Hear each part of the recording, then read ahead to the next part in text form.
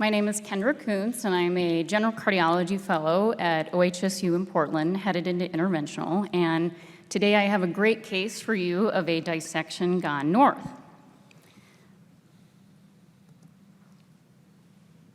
Maybe. Oh, we have to use this. All right, there we go. All right. So this case involves a relatively young male. He was only 47 years old. He did not have any prior cardiovascular history, just a history of anxiety and active nicotine use. One night, he was at home eating dinner with his family, and he developed acute onset chest pressure. So EMS was alerted, and the EKG on their arrival showed inferior ST elevations. So he was given aspirin and ticagrelor and a heparin bolus prior to transfer to an outside facility. So on arrival, he was still having chest pain, and given his overall clinical scenario, decision was made to proceed with urgent coronary angiography. So this was one of the initial images that was taken, and you can appreciate that there's this large tubular appearing lesion in the mid-left circumflex. You can also appreciate that this is a dominant vessel. It's very large, and there's reduced flow after that lesion. You can also appreciate that there's some disease in the LAD.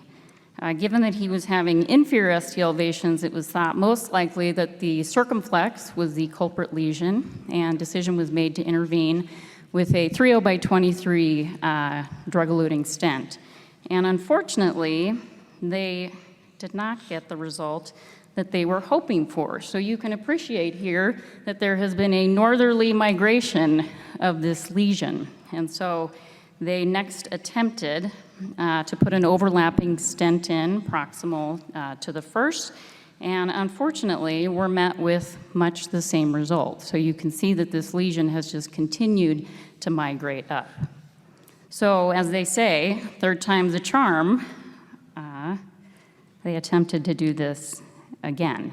And unfortunately, were met with a less than charming result. So you can see now that there's stent extending all the way up into the almost kind of proximal circumflex, and there's still this haziness. And so at this point, the operators elected to pause and do some intravascular imaging. And so you will see on this IVUS, the first part you can appreciate are the stent struts of that most proximal stent in the circumflex, and then they're moving more proximally. And if you follow that arrow, you will begin to see a very large dissection flap, and that's extending into this very large intramural hematoma. So really confirming their suspicion that what they're dealing with is an ongoing dissection in this propagating intramural hematoma. So up next, they went back and tried to deploy a stent there in the proximal circumflex. However, with deployment, this stent actually migrated into the mid-left main. And so now we're up to 4 stents, and they still have this area in the circumflex. So they moved on, once again, to that area of the ostial circumflex, placed one final stent in the ostial circumflex extending into the left main. So we have 5 stents now. And this was the final picture that they took. And so again, you can appreciate their stent all the way now from the mid-left main extending all the way down into the mid to distal circumflex.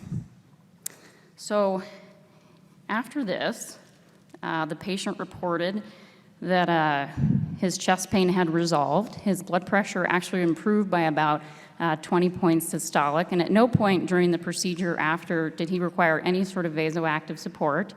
And so they continued him on heparin and transferred him by air to our facility, and that's about a 2-hour ride over. And so when he got to our facility, he continued to say did not have any chest pressure.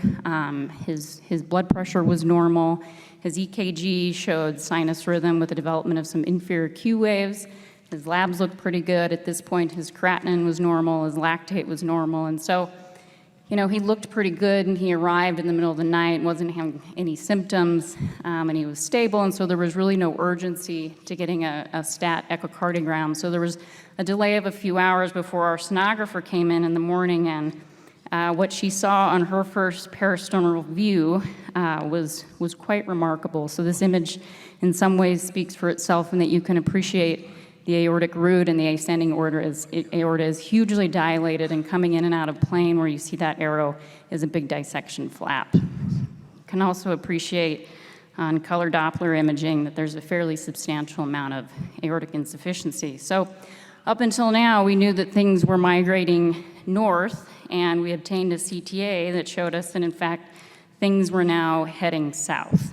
So this image also speaks for itself in that you see a very large type A dissection coming from the root, extending up into the arch and involving the internal carotid, and ultimately going all the way down and involving his iliacs.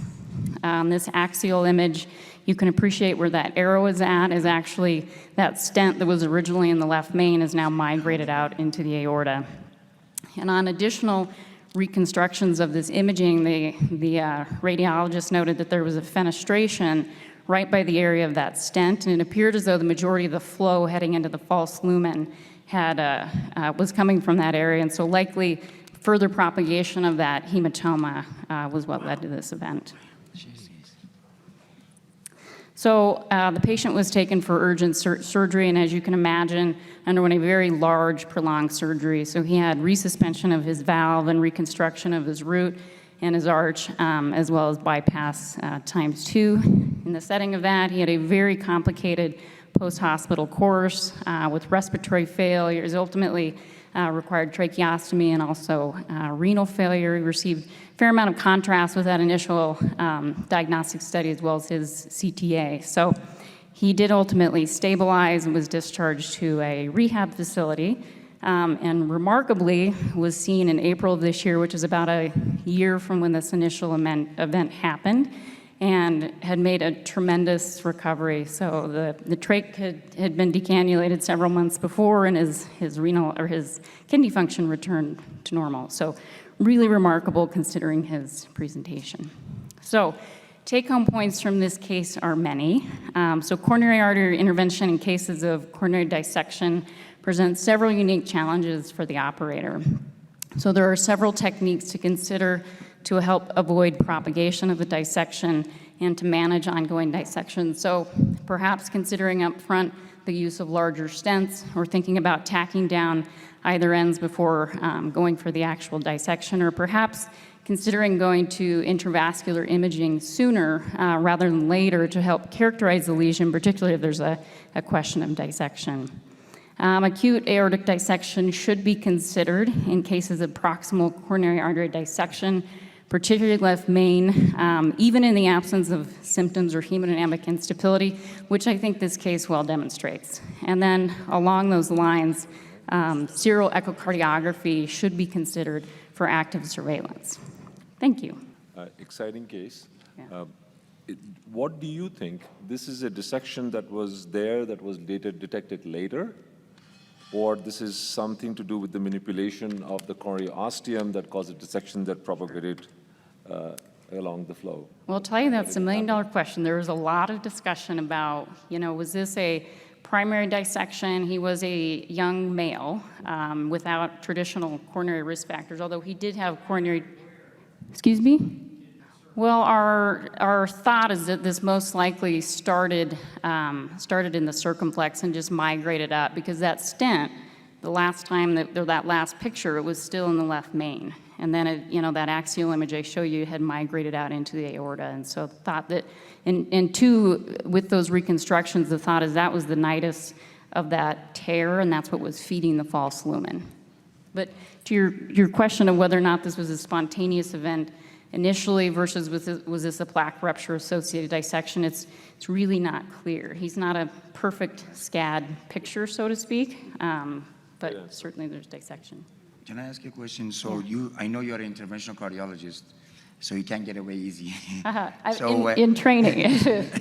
But this is just now that you have seen this case, like all of us have seen this case, if you encounter this situation, what would you do differently?